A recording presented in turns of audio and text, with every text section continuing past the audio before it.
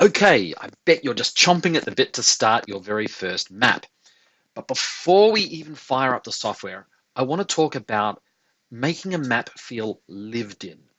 You see, maps are really a creative process that stems from science and culture.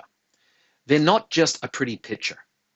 And this is really, really important. If you are creating, say, a fantasy game, then you want to make sure that the land that you're creating is not just a squiggle on a page with a couple of mountains here and there that does not really have any coherence. You want to create a civilization that stems out of the natural environment. And maps are the natural extension of the natural environment. So when you think about your map, you're actually doing world building. The first thing to think about when creating a map is, of course, how the land has been created. Now, I'm not going to go into a great deal of geology. I suggest that you go and look up. There's plenty of sites online. See the links below where you can find out information about that. But the key for your map is to think about, how did my land emerge? Why is it the shape that it is? What was happening to the tectonic plates that moved those around? Now comes the fun part. Because we're creating fantasy maps, you can break the rules. Do you want a floating mountain range in the sky just off the border of one of your civilizations? You can do that. But now you need to weave a story around it.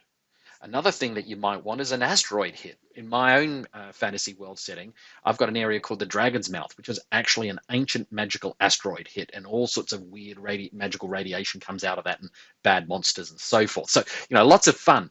So by thinking about how is the land formed, you can start to think about how the civilizations and how the creatures will form around that. The next thing to think about, and to keep things real, is that civilizations tend to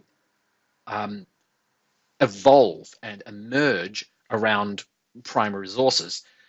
They obviously need water. That's going to be the starting point. If they don't have fresh water, yeah, you're not really going to have a civilization of any size.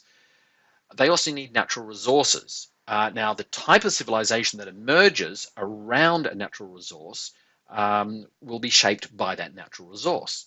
So, for example, the type of armor and weaponry that we saw evolve in Europe was based on the type of and quality of the iron ore that they could find there. While the types of weaponry and the technology that evolved in Japan was based on the type of ore that they could find there and the quality of it. So these things do shape the culture. Now, when you're thinking about putting your fantasy races around a map, think about, what would that fantasy race evolve around? What would they worship? What would they value based on what is around them? If they're river dwellers or they live near the river, is this a river which has a large floodplain like in Egypt? And what sort of gods would they create as a result of that? Or what sort of gods would create the river for them? It's another way of looking at it.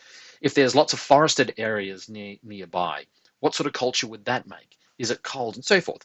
So the art, what I'm saying to you is that even before you start putting pen to paper or mouse to screen, have a really long, hard think about, what are you trying to build, and use your mapping activity as an exercise in world building.